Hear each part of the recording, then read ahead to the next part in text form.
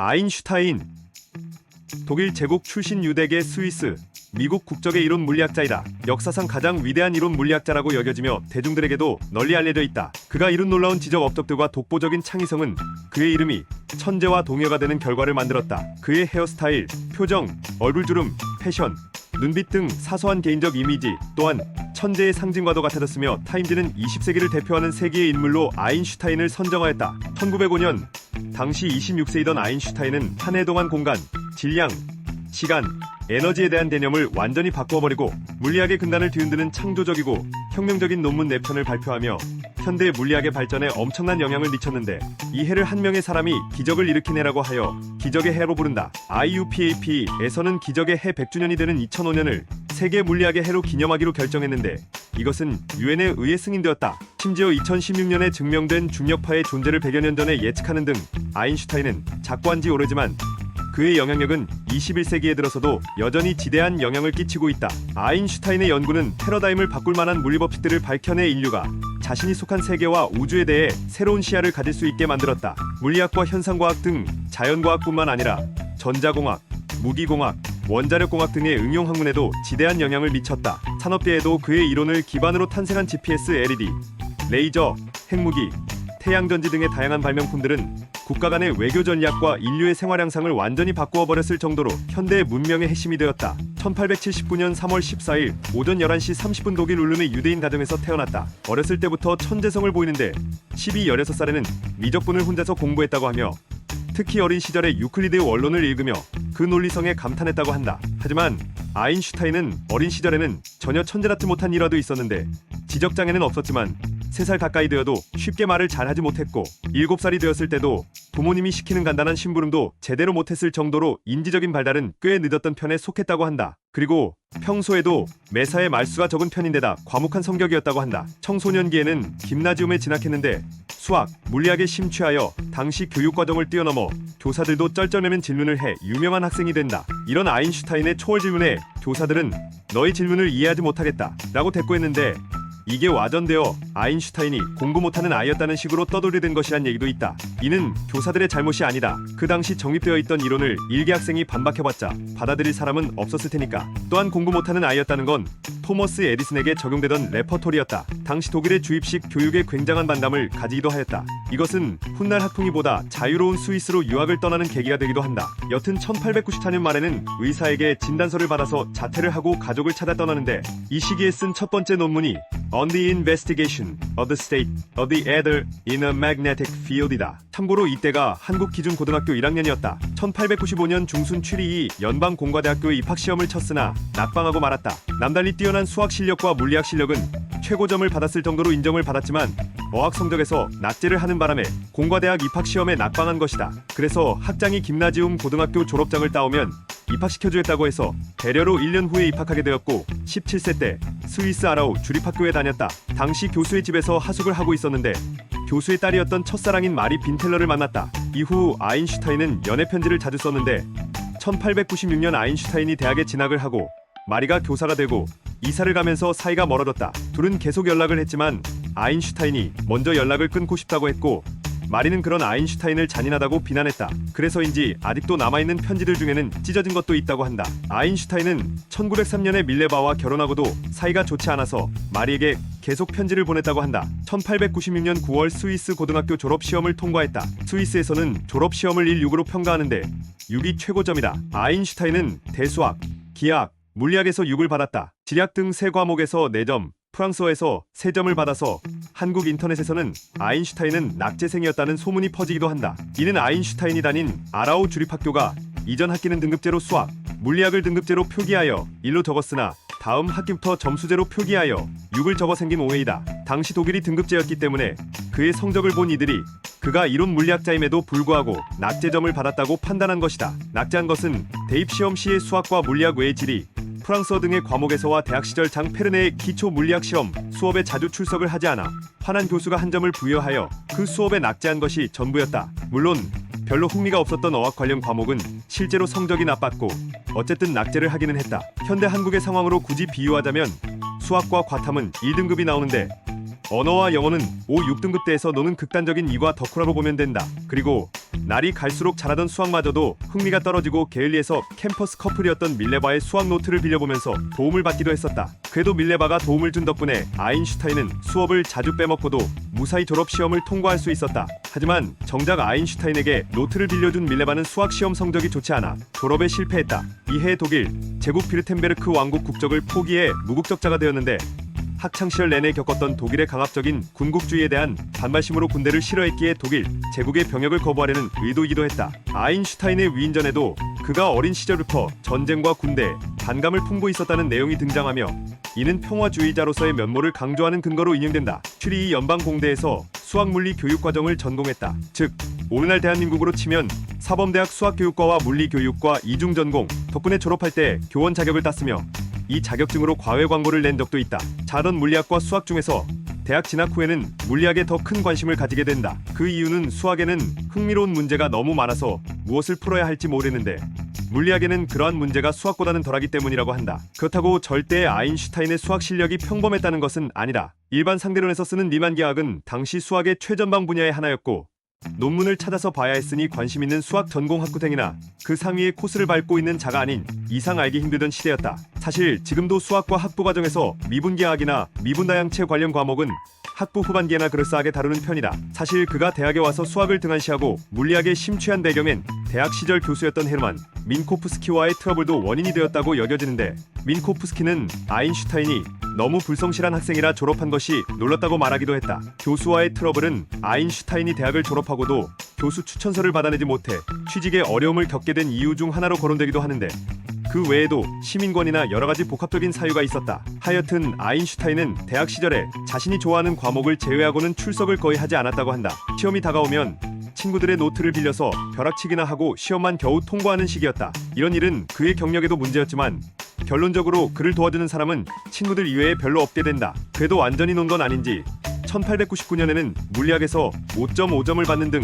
평균 평점 5.76점을 받아서 6명 중 1등을 하기도 했다. 1900년 졸업시험 때는 평균 평점 4.926을 받아 6명 중 4등을 했다. 그리고 밀레바를 제외한 5명은 졸업을 한다. 하지만 위에서도 서술되어 있듯이 아인슈타인은 밀레바의 수학 노트를 빌려서 공부하기도 했었다. 아인슈타인은 다소 엉뚱하게도 대학 전공과는 무관한 보험회사에서 첫 직장 생활을 시작한다. 왜냐하면 상술했듯이 아인슈타인의 지도교수가 그의 자만심과 불성실한 자세를 싫어해서 추천서를 써두지 않은 탓에 전공인 물리학 쪽으로 마땅한 취직 자리를 얻지 못했기 때문이다. 물론 아인슈타인은 우수한 성적으로 졸업을 했고 능력으로도 별다른 문제는 없었기 때문에 취직을 못한 것은 딱히 중요한 이유가 있던 것은 아니었고 시대상으로 반유대주의가 심각한 문제로 대두되던 시기였던 만큼 유대인 출신이라는 것에 대한 인종차별이 겹친 것으로 보인다. 실업자가 된 아인슈타인은 대학 동창으로 절친한 친구였던 마르첼 그로스만에게 도움을 청했다. 그로스만의 아버지가 특허청 고위공무원에게 부정청탁해서 아인슈타인은 간신히 위기를 탈출했다. 1901년 스위스 국적을 취득하면서 스위스의 병역 의무가 부과되어 받게 된 징병검사에서 평발과 정맥류가 있어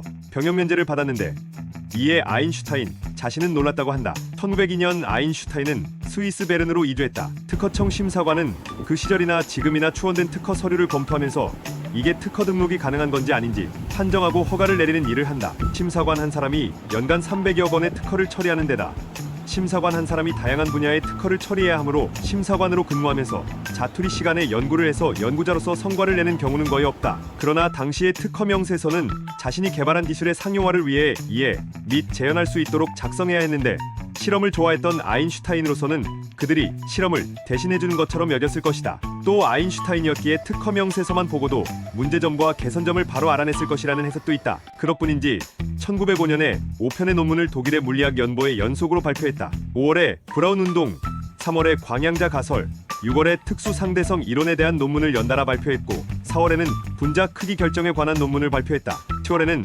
고체를 이루는 분자의 운동과 에너지에 대한 주제로 츄리히 대학교의 박사, 학위 논문을 지도교수 알프레드 클라이너와 함께 발표했다. 9월에는 MC로 잘 알려진 질량, 에너지 등가 원리에 대한 유명한 논문을 발표한다. 12월에는 브라운 운동에 대해 보충하는 논문을 발표한다. 5편의 논문 중 5월에 발표된 3편의 논문은 엄청난 것으로 3가지 논문 모두 이후 물리학의 세부 학문을 만들어내면서 이중 광양자 가설으로 노벨상을 수상하게 되었다. 이 외에도 아보가드로수 관련 논문을 썼다고 한다. 이럴 수 있었던 이유는 상수했듯이 아인슈타인이 당시 심사관으로서 시계들의 동기화를 하는 기계에 대한 특허를 많이 접했기 때문이다. 19세기 말은 현대화가 가속되는 시점이었기 때문에 여러 시계들을 동기화하는 것은 사업가들에게 중요한 문제였다. 또 19세기 말은 제국주의의 시대였고 본국과 점령기들 사이의 시계를 동기화시키는 것은 정치적으로도 의미가 있었다. 이런 시대적 배경이 있었기에 시계들을 동기화하는 것에 당시 사람들의 관심은 컸다. 당연히 그 중에는 전자기 현상을 이용해 시계를 동기화하겠다는 아이디어도 있었고,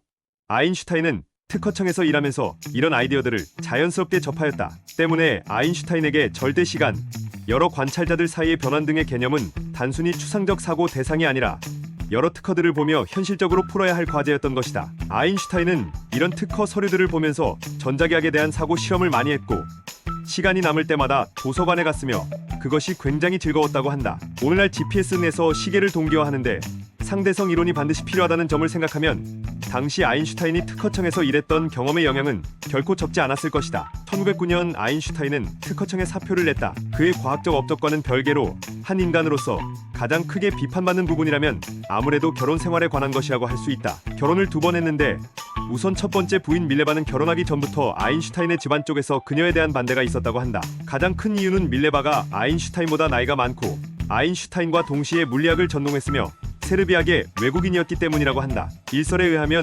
아인슈타인의 어머니가 밀레바를 늙은 마녀라고 불렀다는 기록도 있다. 밀레바는 1900년 대학 졸업시험에서 떨어져 다시 졸업장을 따려고 시험 준비를 할 생각이었는데 1901년 아인슈타인과의 사이에서 원하지 않는 임신으로 인해 시험 준비가 좌절되었으며 1903년에 둘은 결혼했다. 아인슈타인은 일반적으로 너무 연구에만 매달려 부인이나 가정에 소홀했다는 식으로 알려져 있는데 연구도 연구지만 아인슈타인은 유대인으로 제1차 세계대전 도중 중립국으로 피신했고 첫 번째 아내인 밀레바와 떨어져 있는 시기 동안 친척 누나이자 당시 과부였던 엘자와 친해진 것으로 알려져 있다. 그리고 엘자와 결혼하기로 결정하면서 밀레바를 소홀히 하고 결국 이혼하게 된다. 그렇게 1919년 밀레바와 이혼한 후 같은 해에 엘자와 결혼했다. 물론 아이들이 보는 것을 전제로 하는 위인전 같은 책에서는 이런 일을 상세히 기술하기 곤란하므로 대부분 연구에 몰두하다 보니 가정의 소홀의 사이가 멀어져서 이혼했다는 정도로만 기재하는 편이다. 문제는 이혼 후 밀레바와의 사이에서 태어난 두 아들에게 신경을 써주지 않아 밀레바와 자식들을 고생시켰다는 것. 그녀는 아인슈타인과 이혼한 이후 피아노 가정 교사로 활동하며 자식들을 홀몸으로 키웠는데 밀레바와 이혼할 당시 아인슈타인이 이후 노벨상을 받게 되면 그 상금을 모두 밀레바에게 양도하기로 계약했기 때문인지 나중에 그녀가 경제적인 지원을 요청해도 들어준 적이 별로 없었다고 한다. 이 때문에 밀레바와 자식들이 아인슈타인을 평생 미워했다. 게다가 엎친 데 덮친 격으로 아인슈타인과 밀레바 사이의 차남이었던 에두아르트는 정신분열증을 심하게 앓는 바람에 밀레바와 장남 한스를 힘들게 했다. 결국 에두아르트는 20대의 집에서 느닷없이 발작을 일으켜 난동을 부리고 어머니 밀레바의 목을 졸라서 죽이려 했던 일 때문에 형 한스의 신고로 출동한 스위스 경찰에게 체포되어 평생 스위스의 정신병원에 사실상 수감되다시피 입원한 채로 살다가 1965년 55세의 나이에 뇌졸중으로 죽었다. 그래도 밀레바는 차남 에두아르트를 아껴 그가 정신병원에 수감되었을 때도 스위스에서 살며 정기적으로 아들을 찾아오며 돌봐주었고 1948년에 73세로 사망할 때도 스위스에서 죽었다. 밀레바의 장남 한스는 부모의 뛰어난 지능을 물려받아 총명에서 버클리 주립대학에서 수력학 교수를 역임했으며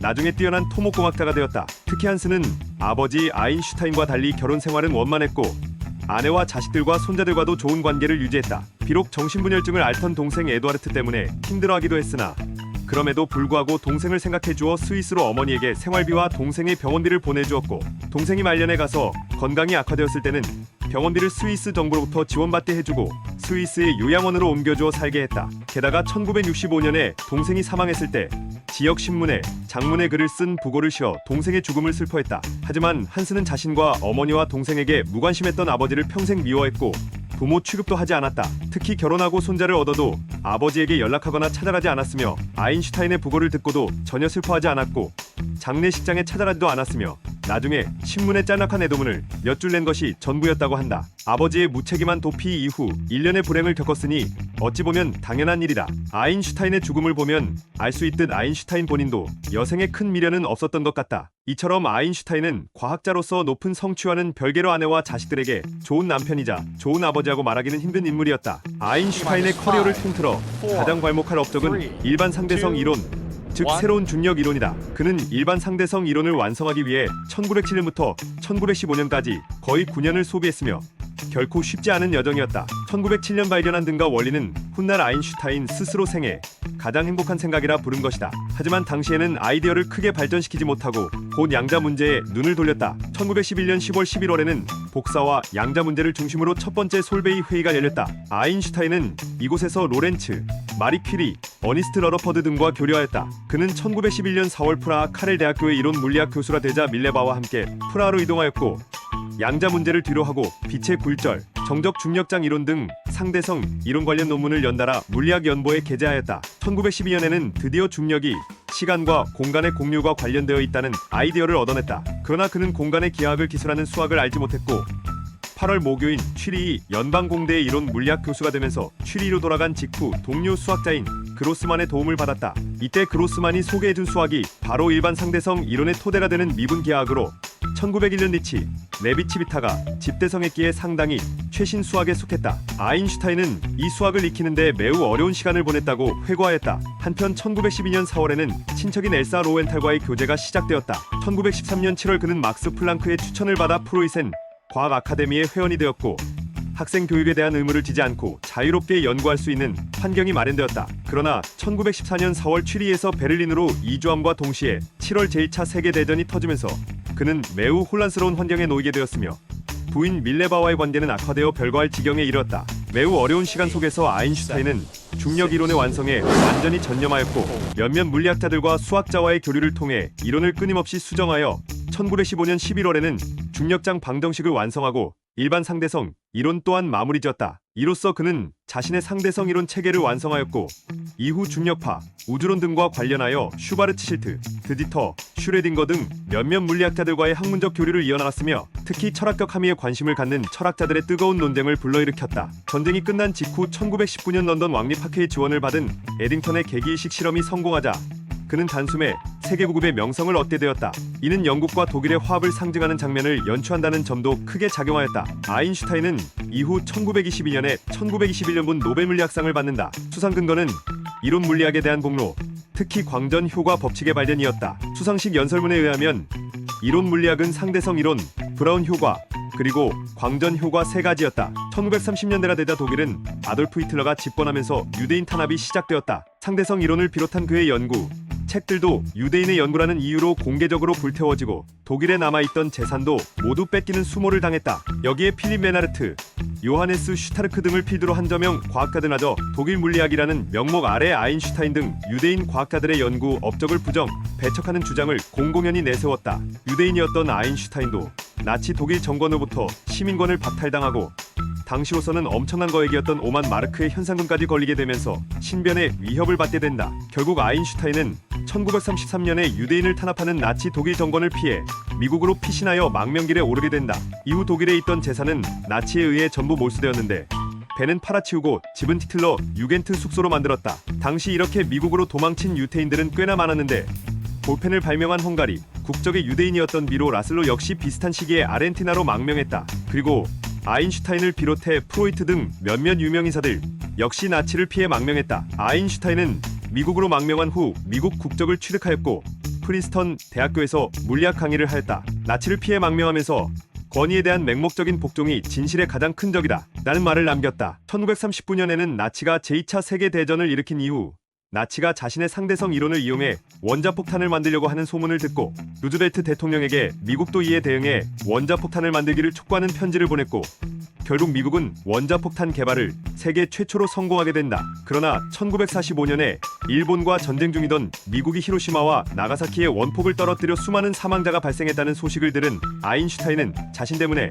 이런 무서운 일이 벌어졌기 때문에 크게 경악할 수밖에 없었고 그 이후 핵무기 반대 운동을 시작했다고 한다. 유대인 건국운동인 시오니즘에 대해 처음에는 부친의 영향으로 부정적이었지만 나이가 들면서 점차 지지하는 입장으로 선회했다. 다만 열성 지지자는 아니고 이름만 들려준 정도에 그쳤다. 이스라엘이 건국된 후인 1952년에 대통령직을 제의받기도 했지만 이미 고령이어서 사양했다. 이렇게 미국으로 망명한 덕분에 아인슈타인은 나치의 박해로부터 목숨을 보전할 수 있었다. 유명인물 치고는 유언이 알려져 있지 않은데 죽을 당시 미국에 있어서 주위에 찾아와 있던 미국인 지인들이 그가 죽기 직전 내뱉은 독일어를 알아들을 수 없었기 때문이라고 때문에 위의 말을 사실상 아인슈타인의 유언으로 간주하는 경우가 많다. 아인슈타인은 자신을 화장하기 원했고 실제로 화장되긴 했다. 하지만 아인슈타인의 사체 부검을 맡았던 프린스턴 병원의 병리학자 토머스 스톨차리 박사는 아인슈타인이 죽기 전에 미리 동의를 구하지 않은 상태에서 그의 뇌를 무단으로 적출한 뒤 240조각으로 잘라내어 보관해 두었다. 관련 다큐멘터리에 따르면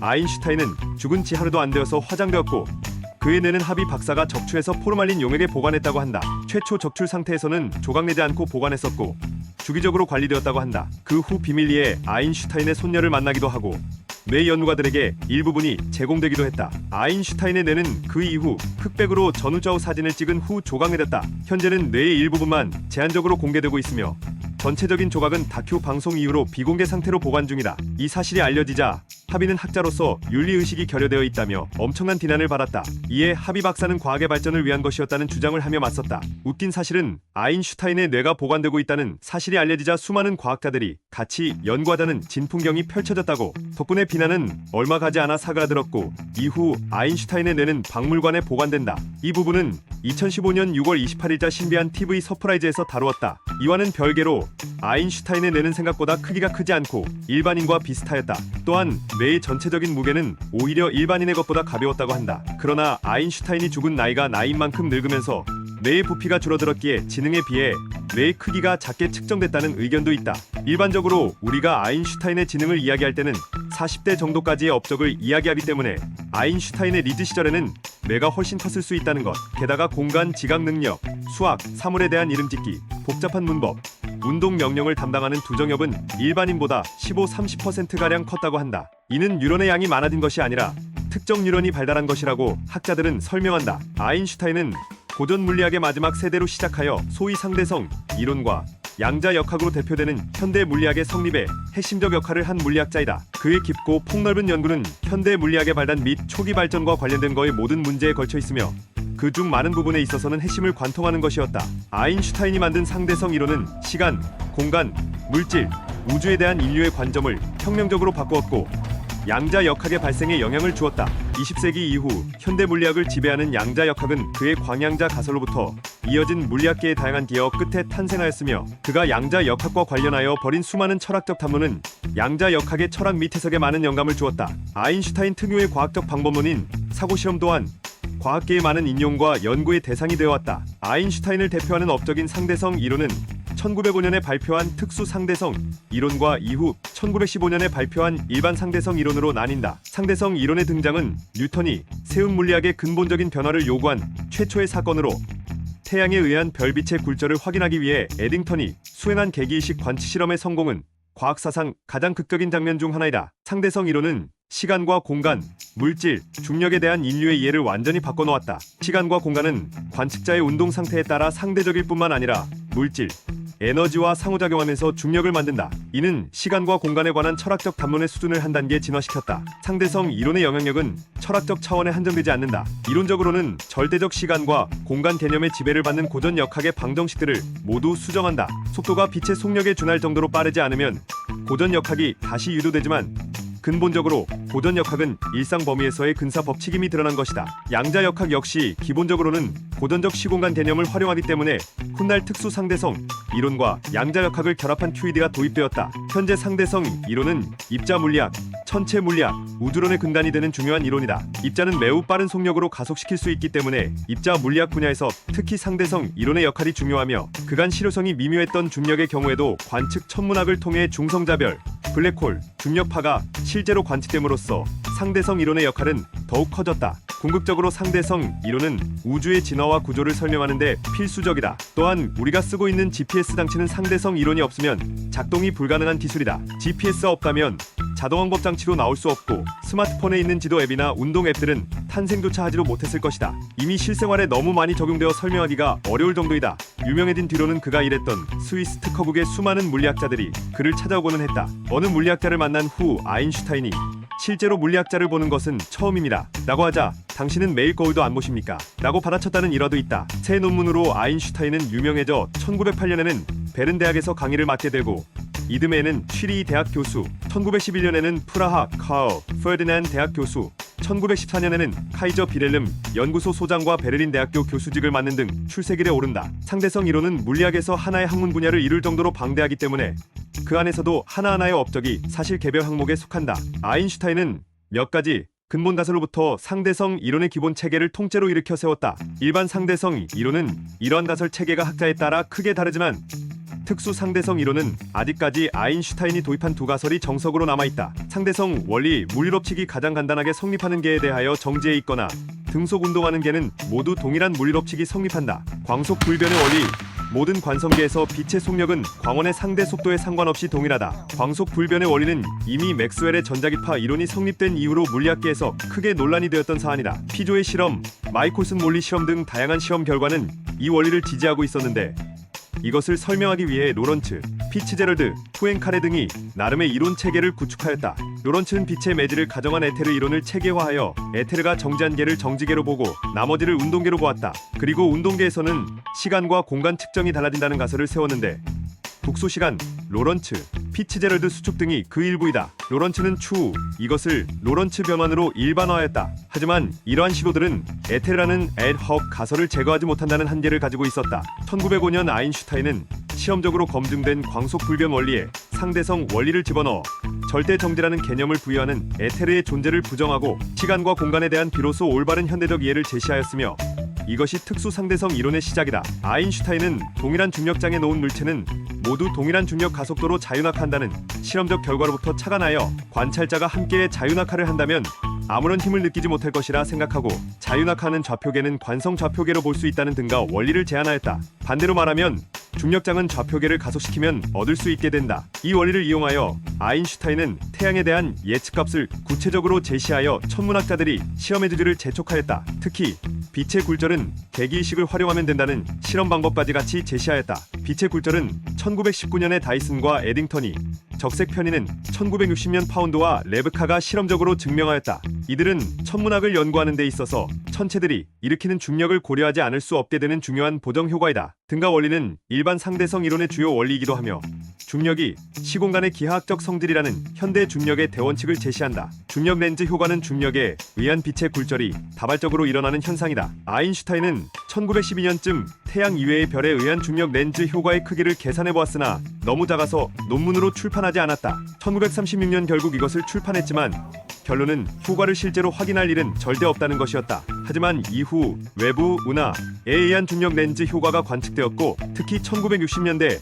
정체불명의 전파원이었던 퀘이사가 외부 운하에 의해 중력 렌즈 효과가 발생한다는 관측 사실로부터 퀘이사가 까마득하게 멀리 떨어진 천체임을 확인시켜 주었다. 일반 상대성 이론을 하나의 이론 체계로 완성시켜준 것은 바로 가우스, 리만, 크리스토펠, 리치, 레비치비타 등이 완성시킨 미분기하학이다. 아인슈타인은 1912년 자신의 접근 방법의 한계를 느꼈는데 그 이유는 회전하는 계에서 유클리드 기하학이 성립하지 않는다는 것을 깨달았기 때문이다. 즉, 아인슈타인의 아이디어에 따라 중력을 제대로 기술하기 위해서는 휘어진 공간에 관한 수학이 필요했다. 아인슈타인은 취리에서 수학자였던 친구 그로스만의 도움을 받아 미분기하학을 배우고 이를 바탕으로 자신의 이론을 재구축하였다. 그 결과 아인슈타인은 1915년 11월 일반 상대성 원리를 만족시키는 이론 체계를 완성하고 자신의 이론이 특수 상대성 이론과 뉴턴의 중력 법칙을 일반화하며 오랫동안 해결되지 못한 수성의 근일점, 세차운동 문제를 해결한다는 것을 증명할 수 있었다. 앞서 등가 원리만으로 잘못 예측했던 빛의 굴절량을 올바른 값으로 수정하는 성과도 있었다. 이 수정은 에딩턴의 1919년 관측 실험에서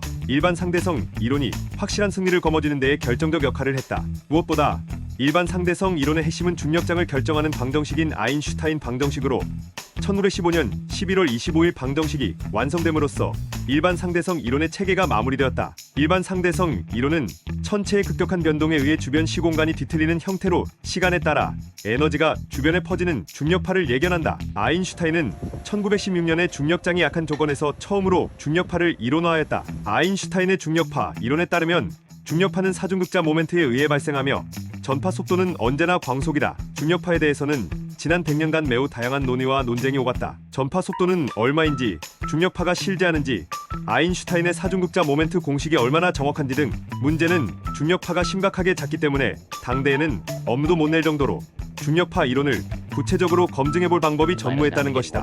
오랫동안 수식으로만 논의가 오가다 보니 어떤 논의는 붕뜨기도 하였다. 1937년 아인슈타인과 로데는 좌표 변환 기법으로 중력파가 없다는 결론을 골자로 한 논문을 제출하려 했으나 논문을 검토하는 하워드 로버트슨 교수가 오류를 찾아서 흐지부리되었고 재검토를 거쳐 반대의 결론으로 바뀌었다. 우여곡절이 많았음에도 시간이 지날수록 전문가들의 노력으로 중력파의 실제나 중력파가 전달하는 에너지에 관한 이론들이 점차 확보됐다. 1970년 이후 웨버 막대를 시작으로 중력파를 직접 검출하려는 시도가 줄을 이었고 1974년 발견된 쌍성 펄사에서 이후 발견된 궤도 감쇄 현상은 두 펄사가 공전하면서 그 에너지가 중력파의 형태로 주변에 방출되고 있음을 보여주어 중력파의 실제 그리고 아인슈타인의 사중극자 공식 또한 정확하게 증명되었다. 결국 딱 100년 뒤에 중력파가 처음으로 직접 검출되었다. 블랙홀 쌍성이 충돌하면서 발생한 중력파를 포착한 것인데 일단 이 자체로 블랙홀 쌍성의 존재가 검증되었다. 2017년에는 중성자별 쌍성의 충돌이 포착되었는데 이 중력파는 전자기파 신호가 함께 포착되었기 때문에 광속과의 비교가 가능해지는 등 또 다른 성과를 내모았다.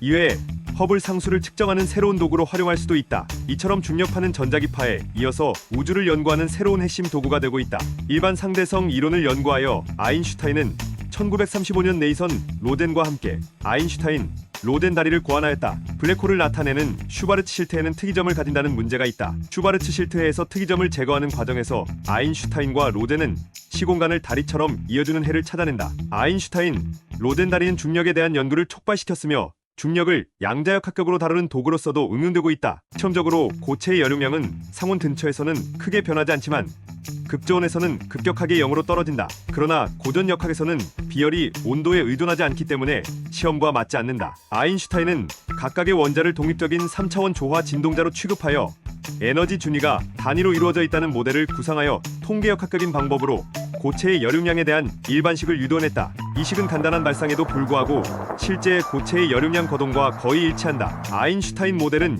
이후 1912년에 니에바이가 제시한 훨씬 정확한 모델로 대체되지만 처음으로 고체의 비열 문제를 양자 역학적 모델로 극복했다는 의의가 있다. 이 문제는 사실 에너지 준위의 양자화를 통해 특히 최초로 복사 이외의 영역에서 초창기 양자 역학이 성공한 중요한 사례 중 하나이다. 여기에서 아인슈타인은 플랑크 공식이 흑체 복사뿐만 아니라 모든 물질에 적용될 수 있다는 결론을 내렸다. 빛의 본성이 입자인지 파동인지에 대한 논의와 연구는 광학을 일으켜 세운 뉴턴대부터 꾸준히 있어왔다. 그런데 근대에 이르러 빛이 슬릿을 통과하여 보이는 회절 간섭 무늬 패턴이 빛이 파동이라는 확실한 증거로 나타남으로써 빛은 파동이라는 것이 정설로 자리잡게 된다. 특히 맥스웰의 전자기파 이론은 빛이 파동이라는 것을 이론적으로 더욱 확고하게 만들어주었다. 하지만 맥스웰의 전자기파는 빛의 에너지를 강도로만 설명하며 진동수에 대해서는 설명하지 못한다. 실제로 19세기 말엽에는 빛의 진동수가 중요한 역할을 하는 현상들이 발견되기 시작했다. 1887년 헤르츠, 1899년 레너드의 논의를 거쳐 확립된 광전효과라는 현상이 대표적이다. 한편 독일의 막스 플랑크는 1900년 흑체 복사의 자외선 파탄 문제를 해결하기 위해 최초로 빛은 원자와 상호작용하면서 이와 같이 불연속적인 에너지만을 교환한다는 양자 가설을 도입했다. 이 가설은 흑체 복사 문제를 절묘하게 해결함으로써 양자 역학을 시작했다고 볼 수 있다. 그러나 그의 해법은 매우 비약적이었고 자신이나 동료들이나 이것이 본질적인 해석이라고 생각하지는 않았다. 아인슈타인은 플랑크의 양자 가설의 영향을 받아 광전 효과 현상이 광양자 개념에 의해 매우 적절하게 설명될 수 있다는 결론에 이르렀다. 보다 일반적으로 말해서 빛이 오랜 시간 공간을 나가면서 만드는 간섭 무늬 실험은 두말할 필요 없이 파동설을 지지하지만 광전 효과나 흑체 복사는 모두 빛의 방출이나 흡수 순간과 관련된다는 공통점이 있었다. 이에 착안하여 아인슈타인은 1905년 논문에서 흑체 복사, 엔트로피, 광전 효과 등 빛의 방출 및 흡수와 관련된 다양한 현상을 모아서 광양자 가설을 확립하였다. 프랑크와 다른 점은 아인슈타인은 광양자가 실제로 존재한다는 입장에 가까웠다. 이후 그는 복사 문제뿐만 아니라 고체의 비열 문제 등에도 양자 가설을 적극적으로 적용하기 시작했다. 광양자 가설은 1905년 기적의 해 논문들 중 아인슈타인이 스스로 혁명적이라고 부른 유일한 논문이다. 그의 광양자 개념은 학계에서 가장 느리게 받아들여진 학설로 플랑크를 포함해서 1920년대까지 물리학계에서 거의 아무도 받아들이지 않았다. 브라운 운동이란 1827년 영국의 생물학자 브라운이 발견한 현상으로 물에 작은 입자를 집어넣었을 때 외부에 특별한 단섭이 없어도 여기저기로 움직이는 현상이다. 브라운은 꼽자루로 시험했었기 때문에 자신이 당시에 유행하던 학설이던 생기를 발견했다고 생각했으나 나중에 아무 입자든지 잡기만 하면 같은 행태를 보인다는 것이 관찰에서 물리학자들의 관심을 끌었다. 아인슈타인의 업적은 이것이 물 분자의 열운동에 의해 그 입자의 통계 역학적 임의 보행 운동하는 현상이라고 설명한 것이다. 예를 들어 정지한 물통에 아주 작은 입자를 하나 넣었다고 해보자. 그러면 입자는 물속에서 물 분자들과 충돌하여 이리저리 움직이며 앞으로 어떻게 움직일지는 예측 불가능에 가까워서 랜덤워크라는 것이다. 물통에 들어간 입자가 충분히 크다면 역학적 평형관계를 이루지만 입자가 너무너무 작으면 계속해서 움직인다는 것. 아인슈타인은 이런 가설로부터 미소입자의 움직임을 나타내는 식을 만들었는데 이는 추후에 프랑스 물리학자 바티스트 페랭이 실험으로 검증해냈다. 이 업적의 중요한 부분은 당시에는 생소했던 확산이나 임의보행과 같은 개념을 도입하고 이론화한 것이다. 즉, 무자비과정이 물리학에서 중요 개념으로 대비한 사건으로 그 중요성이 같은 해에 발표된 광양자가설이나 특수상대론에 비해 결코 처진다고 할 수 없다. 뿐만 아니라 그 이전까지 원자는 자연현상을 편리하게 설명하기 위한 다상의 개념이란 견해가 많았는데 이는 원자의 존재가 시험적으로 받아들여지지 않았기 때문이다. 루트비 볼츠만 등의 물리학자는 원자론의 개념으로 기체를 연구하는 과정에서 원자론을 받아들이지 않는 진영의 맹비난을 받고 조롱거리가 되기도 한다. 아인슈타인은 원자 개념이 없이는 브라운 운동을 절대로 설명할 수 없다는 것을 입증해냈고 이후 원자가 실제하는 개념으로 받아들여지게 된다. 아인슈타인이 만든 확산 임의보행 모델은 통계역학에서 중점적으로 연구되었고 수학에서도 확률벽분학 등으로 발전했다. 그 영향력은 오늘날에는 경제학의 경제예측 및 시계열 분야, 주식 채권을 분석하는 금융경제학에서도 연구 대상이 되고 있을 정도. 대표적인 예로 이 브라운 운동은 파생상품인 옵션의 가격을 계산하는 데 쓰인다. 시카고 대학 경제학과의 피셔 블랙과 마이런 스카웃은 주식 가격이 로그 정규분포를 따른다고 가정하고 주식과 옵션과의 관계를 수식으로 만들어 보았더니 옵션 가격에 대한 편미분 방정식을 얻었다. 이것의 해를 구해야 옵션 가격을 계산하는데 편미분 방정식에 대해 조금이라도 안다면 이해하겠지만 편미분 방정식의 해를 구하는 건 보통 어려운 게 아니다. 블랙과 숄츠 두 사람이 지지치고 자기들보다 수학 잘하는 물리학과에 가서 도움을 요청했는데 이거 브라운 운동 아님?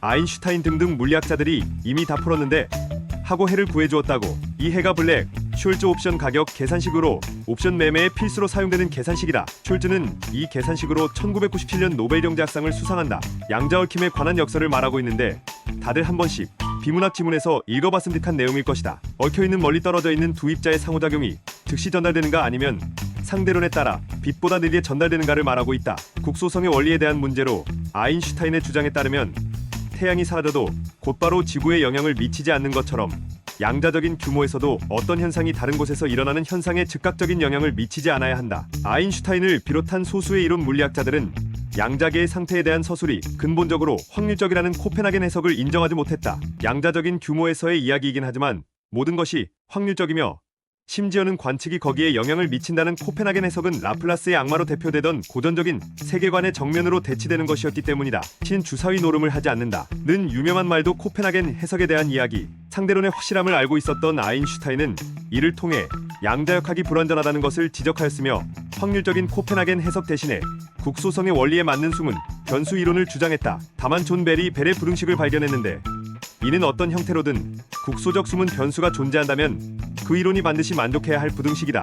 만약 이 부등식이 참이라면 양자역학은 완전히 틀린 이론이 된다. 시험 결과 벨의 부등식은 거짓으로 밝혀졌고 물리학자들은 국소적 숨은 변수는 없다는 것을 증명할 수 있었다. 아인슈타인이 틀린 것으로 밝혀진 것들 중 한 사례, 1917년 복사의 양자이론에 대하여 라는 논문을 통해서 유도 방출의 개념을 제시했다. 아인슈타인은 들뜬 상태가 광자를 내고 흡수하는 과정을 연립 방정식을 통해 정리했다. 그 과정에서 광자의 방출이 다른 광자로 자극받아 이루어질 수 있다는 사실을 알아낸다. 이를 응용하여 많은 원자를 들뜬 상태로 두면 알맞은 에너지의 광자가 연쇄 반응을 일으켜 결맞은 빛을 만들 수 있다는 것이 알려지고는 유도 방출을 구현하려는 여러 시도가 이루어졌다. 1950년대에는 유도 방출을 실제로 응용한 레이저가 개발되기에 이른다. 이 논문은 2차 양자화를 도입하였다는 점에서도 중요한 의미가 있다. 아인슈타인에게는 꿈으로 남은 이론, 용어의 정의를 분명히 하자면 아인슈타인의 통일장 이론은 일반 상대성 이론과 고전적 전자기학을 결합하려는 시도를 의미한다. 이는 양자역학을 포함하지 않았다는 점에서 고전 물리학이다. 통일장 이론의 기본적인 사상은 독립적으로 보이는 현상들을 하나의 법칙으로 설명하려는 유서 깊은 사고 방식에서 나오며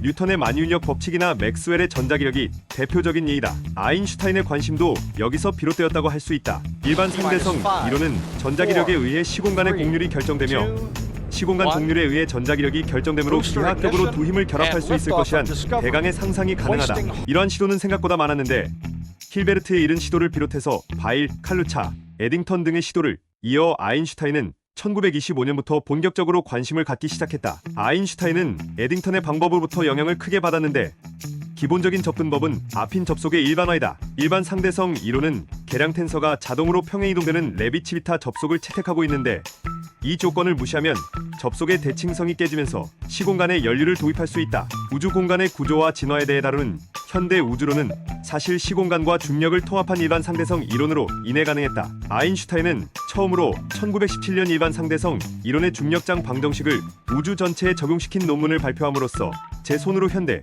우주론의 시작을 열었다. 이 기념비적인 논문은 우주가 정적이며 균일하고 공간적으로 닫혀있다는 가정을 바탕으로 하고 있다. 현대적으로 모델 자체는 다소 부족하지만 크게 다음 두 가지의 의의가 남았다. 우주의 물질 분포는 균일하고 어느 쪽을 바라보나 똑같다는 주장을 우주론적 원리라고 한다. 이 논문은 현대 우주론에서 우주론적 원리의 첫 사용例이다. 물론 아인슈타인이 처음 주장한 것은 아니고 논의의 단순성을 위해서는 당연한 선택지이나 사실 잘 알려져 있는 우주 상수보다도 급진적인 주장이다. 우주 상수는 단순히 중력장 방정식의 수정에 지나지 않지만 우주론적 원리는 고작 지구에서 관측한 결과를 우주 전체로 일반화한 것이기 때문이다. 이 원리는 계속 시험되고 있으며 균일성은 대략 260피치 단위로 성립한다는 것이 알려져 있고 등방성은 우주 배경 복사로부터 어느 정도 검증되었다. 그럼에도 이 원리는 현대 우주론의 기본 전제 중 하나이다. 하지만 아인슈타인 우주론의 가장 확실하고 특징적인 유산은 우주 상수라고 할 수 있다. 아인슈타인의 생각은 이러하다. 우주에 균일하게 퍼져 있는 은하들의 중력은 우주 공간 전체를 휘게 만든다.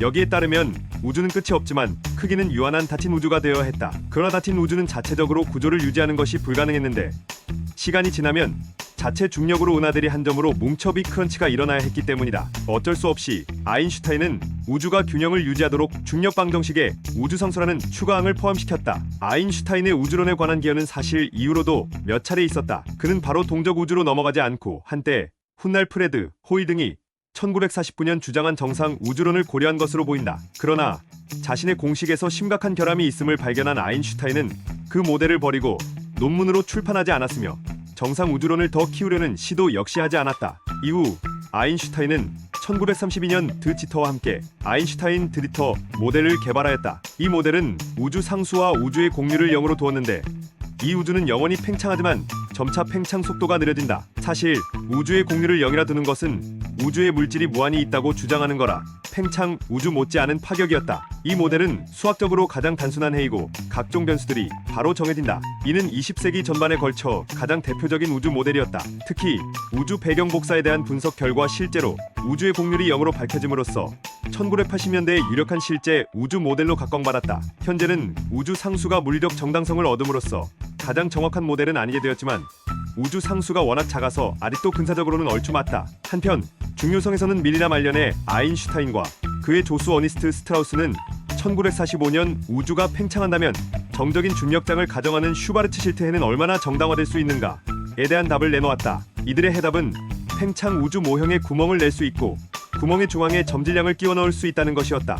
이렇게 하면 구멍 내부는 슈바르츠 실트 시공간이 된다. 이것을 스위스 치즈 모델이라고 부르는데 이는 우주론의 불균일 요소를 도입하는 대표적인 접근법으로 남았다. 아인슈타인의 또 다른 업적 중 하나는 독실한 평화주의자이자 세계 최초로 핵무기 반대 운동을 시작한 인물들 중 하나라는 것이다. 아인슈타인은 1939년 8월에 나치 독일의 원자력 연구의 위험성을 느꼈다. 여기엔 여러 가지 이유가 있었는데 첫 번째는 엘리코 페르미와 레오 실라드 등의 저명한 과학가들이 아인슈타인에게 독일의 원자력 연구가 사실은 핵무기 개발이라면서 그 위험성을 경고한 것이고, 둘째는 나치 독일이 체코 등지에서 우라늄의 판매를 중단시킨 것이었다. 또한 결정적으로 과학계에서 독일의 과학자인 오토 한과 프리츠 슈트라스만이 우라늄을 쪼개는 데 성공한 것도 당시 아인슈타인의 생각에 영향을 주었다. 이는 당시에는 우라늄은 쪼갤 수 없다는 반응이 대세였기 때문이었다. 쉽게 설명하자면 큰 원자에게 작은 방사능을 쏘니까 못 쪼개는 게 당연하다는 것이었는데, 문제는 이 쪼개는 과정에서 생기는 에너지가 굉장히 막대하다는 것이었다.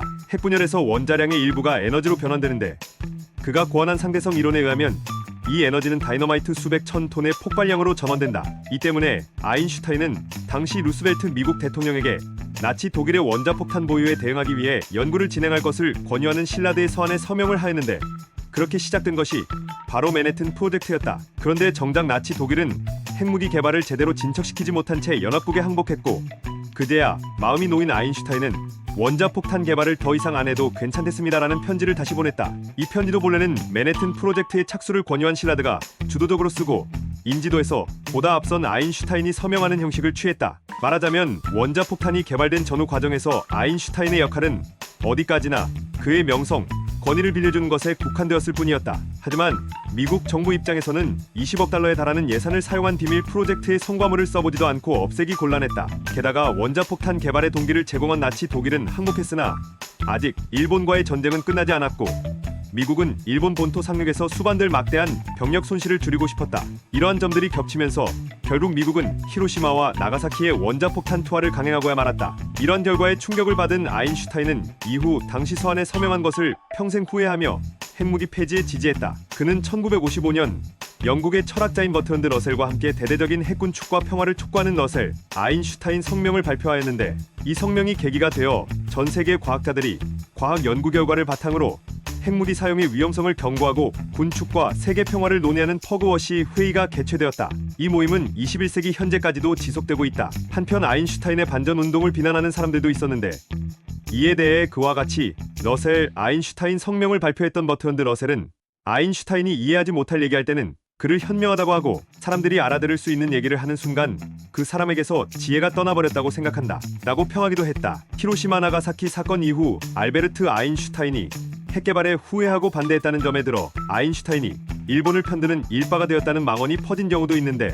아인슈타인은 반민족주의자였기 때문에 그런 생각이 전혀 없었다. 아인슈타인은 독일과 일본의 전쟁 범죄를 누구보다도 잘 알고 있었고 애초에 이를 막기 위해 핵개발 서한에 찬성한 것이다. 아인슈타인이 핵개발을 반대하게 된 것은 전쟁을 일으킨 일본의 지도층들은 살고 민간인들만 잔인하게 학살당한 것 때문이다. 일부 저서에서는 아인슈타인을 포함한 핵개발 과학자들이 일바가 되었다는 등의 기가 막힌 정보가 실려있기도 하지만 실제로 일본 문화 같은 것에 심취했다고 한들 군국주의나 전체주의를 옹호한 것도 아니고 오히려 그런 것들을 혐오했던 아인슈타인에게는 딱히 문제될 것도 없다. 참고로 당시 일본의 어느 반핵 운동가가 말년에 아인슈타인에게 핵개발의 책임을 따지는 편지를 보내 고뇌하게 만들었던 적이 있는데 나중에 NHK 다큐멘터리 팀이 아인슈타인 등신대 인형과 함께 늙어버린 그 운동가를 찾아갔더니 인형을 보자마자 내가 그때 너무 심한 짓을 한 것 같다며 울었다고 한다. 물리학자 치곤 수학이 꽤나 약해 주변 연구자의 도움을 받아야 했다거나 그가 초기에 내놓은 이론에 나오는 공식 계산은 전부 아내인 밀레바가 했다는 이야기가 있다. 상술했듯 그녀와 아인슈타인은 같은 대학에서 수학과 물리학을 전공했다. 이 때문인지 광양자 이론은 둘이 공동 연구한 것이라는 주장도 있고 실제로 스위스 벨은 소재 아인슈타인 박물관의 전시물 중에는 아인슈타인이 그녀의 공적을 훔친 거 아니냐는 주장도 있다는 언급이 소개되어 있으나 초기 논문에 아인슈타인 마리치는 공동 저자를 표시한 게 아니라 스위스의 관습적인 서명 방식을 사용한 것이며 밀레바가 어떤 도움을 줬을 거라는 증거나 증언이 하나도 없다고 결론 지은 바 있다. 애당초 밀레바는 독자적으로 학문적인 활동을 한 이력이 없다. 자세한 논박 내용은 한국어 위키피디아의 알베르트 아인슈타인 밀레바 마리치 문서의 출처와 함께 상세히 기술되어 있으니 참고하도록 하자. 여튼 이후 아인슈타인은 노벨상을 받은 후 그 상금을 이혼한 밀레바에게 준다. 아인슈타인은 수학에 능통하여 중학교 때 미적분학 교재를 풀던 사람이었다. 거기다 수학 및 물리학의 교사 과정 졸업시험을 통과하고 학사 학위를 받았으니 수학교육과 및 물리교육과 복수 전공자라 해도 그리 틀린 말이 아니라 대학교 시절엔 미적분학은 물론 대수학, 편미분방정식 등 10여 개의 수학 과목을 수강하기도 하였다.